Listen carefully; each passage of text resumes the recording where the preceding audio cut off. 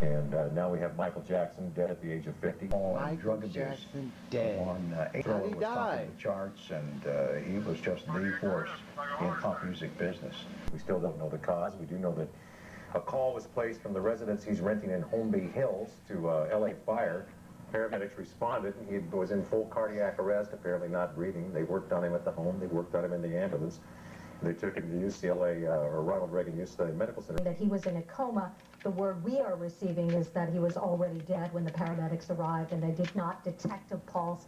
They were never able to revive him, even though they did try the CPR, as you said, Paul. All right, we want to check in right now with David Goldstein. Well, Paul, we're outside the big gates, these gates behind me. This is a house that Michael Jackson has been renting.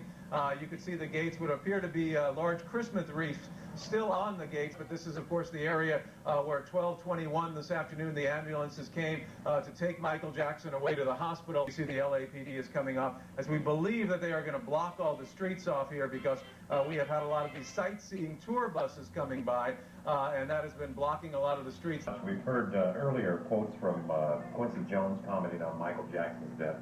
Dick Clark as well. From Entertainment Tonight, Priscilla Presley, they received this.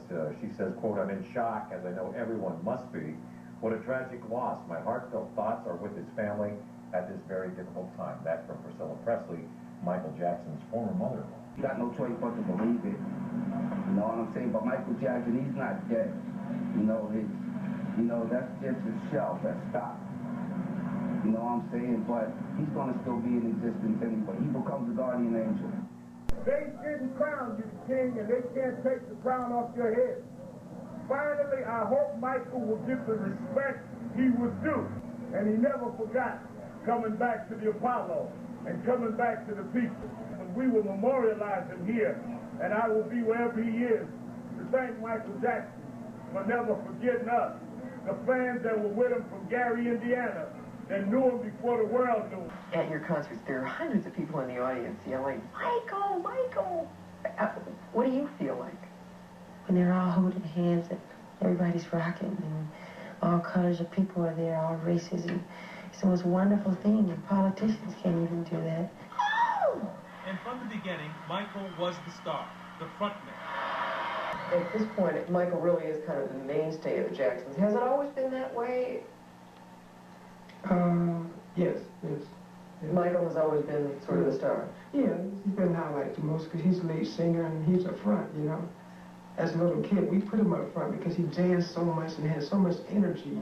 In that interview back in 1979, Michael first revealed his shy awkwardness that led to his later eccentricities. I get embarrassed easily, and I don't know, sometimes the time I'm most comfortable on stage than any place in the world. Being around, everyday people and stuff, I feel strange. I do. His talent was clear early on, and that eventually set him apart from his siblings. Jackson landed solo hits in the early 1970s. His song, "Got to Be There," was number 4 on the charts in 1971. That was followed a year later by "Ben," which was on top of the charts. Number 3. I've had a few, so tell me, what do you think our first kiss will be like? It'll be lovely. There were product endorsements.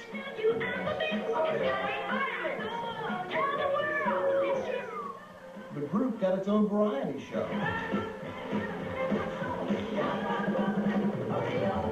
It seemed the Jackson 5 were riding high. But back in the mid-1970s, the Jackson 5 were teen sensations, and they craved the control over their careers that Motown wouldn't give them.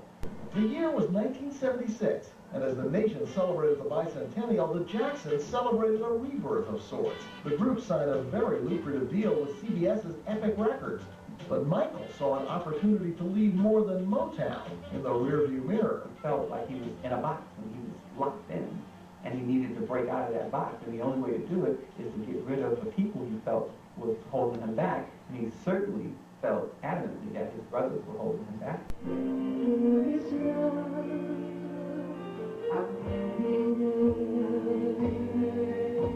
Jackson also appeared in several movies. He played the Scarecrow in The Wiz in 1978. On the set, he met producer Quincy Jones.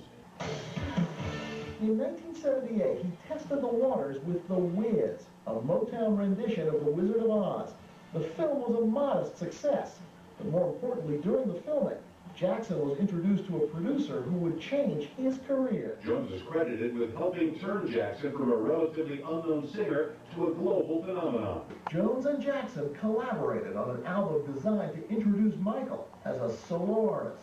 In 1979, the Off the Wall album made Jackson the first solo artist with 4 top 10 hits from a single record.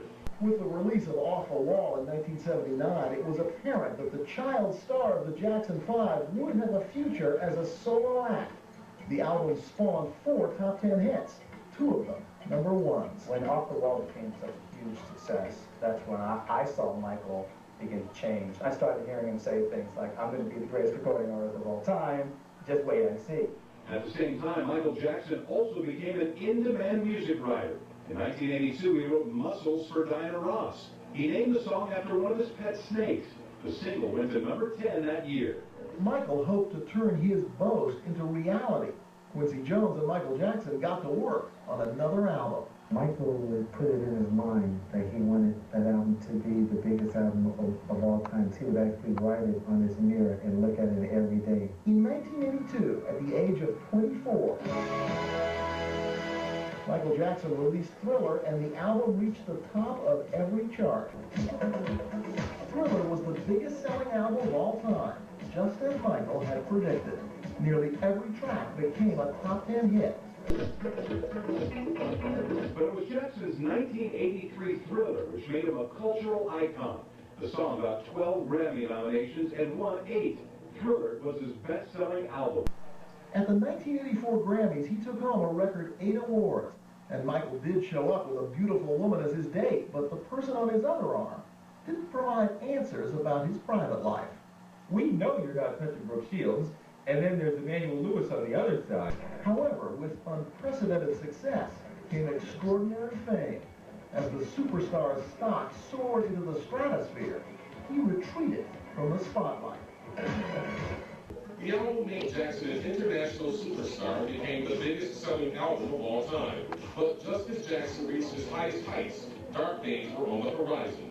Jackson was becoming more known for his odd behavior than for his music. He helped propagate rumors he slept in a hyperbaric chamber to slow the aging process, and his relationships with young children started drawing tabloid headlines.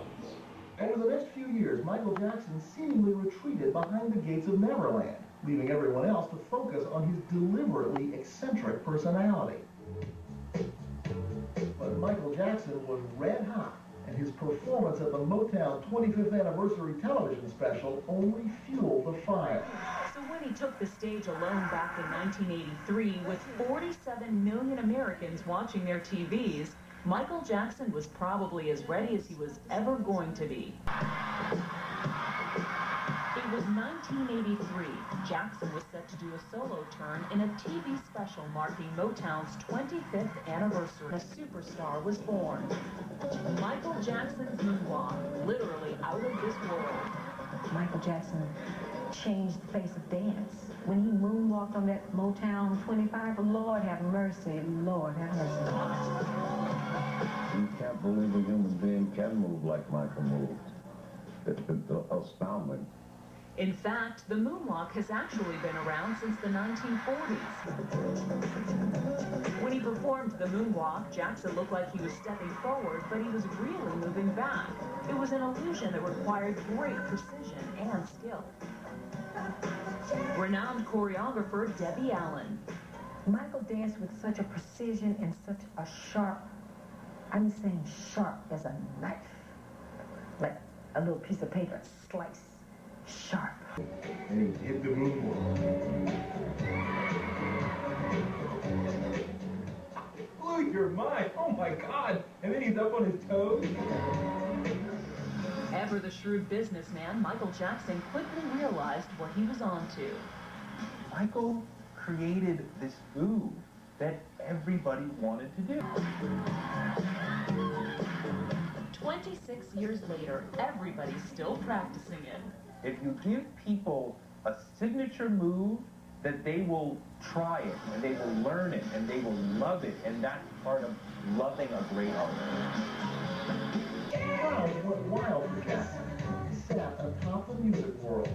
But inevitably, people started to wonder about his personal life. He was already, what, mid-20s, and there was no sexual energy whatsoever. It was totally unclear if he's straight or gay. The artist, now 29 years old and one of the most famous men in the world, released another album. In 1987 with the release of Bad. Although critics applauded Bad, it was not received as well as Thriller. Other hit albums followed. In 1988, he returned to thrill the audience with Man in the Mirror. Jackson signed a $65 million deal in 1991 with Sony. It was the biggest entertainment contract up to that time. That's when he took on the name the King of Pop. Jackson cut back his performance and recording schedule in the last few years. And failed marriages. First to Elvis Presley's daughter Lisa Marie, and then to Debbie Rowe, the mother of his 2 children. Over the years, Jackson became well known for bizarre behavior. He battled and was acquitted of child molestation charges, and reports of financial problems surfaced regularly. The most loving thing to do is to share your bed with someone. Unfortunately, the access that it gave Mark Bashir revealed some interviews and footage that Michael probably would have ended up regretting for the rest of his life. That storyline exploded into a national scandal in 1993 when Jackson was accused of sexually abusing a 13-year-old boy. He was never charged, but Jackson reached a financial settlement with the boy's family. Jackson said the ordeal led him to use drugs, and eventually he became addicted to Valium, Xanax, and other painkillers. But later that year, Jackson's life seemed to get back on track when he married Lisa Marie Presley, daughter of rock and roll legend Elvis Presley. The marriage lasted less than 2 years, but the two remained friends. After a series of world tours, TV specials, and hit albums such as Bad and Dangerous, Jackson slowed down, spending more time with his 3 children. 2 from white Debbie Rowe, a 3rd from a surrogate mother who was never identified. Then in 2003, 10 years after the first allegations of child abuse, Jackson was arrested on 7 counts of child sexual abuse charges. The trial became a media spectacle, with fans around the world awaiting the verdict. The verdict was not guilty on all counts. Afterwards, Jackson went into hiding, living in the Middle East and Europe. Then earlier this year, he announced his return, planning 50 mega concerts in London, each selling out within minutes. Last month at a concert in London, he said his career was coming to an end. This is it. I mean, this is really it. This is the final curtain call.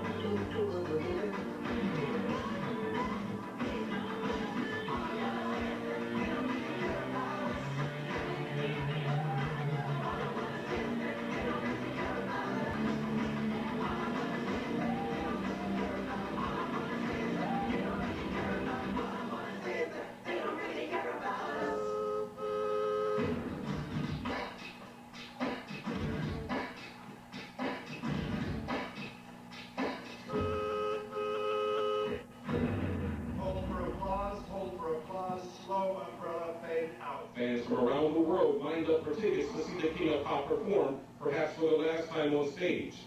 Tragically, those hopes died at 2:30 this afternoon when Michael Jackson was pronounced dead. Jackson was set to perform a series of major concerts in London next month, his first in years. Despite any opinions on his personal life, the moonwalking, glove-wearing star will go down in musical history as an amazing talent. Shiny and sparkly and splendidly bright. Here one day, gone one night. Gone too soon.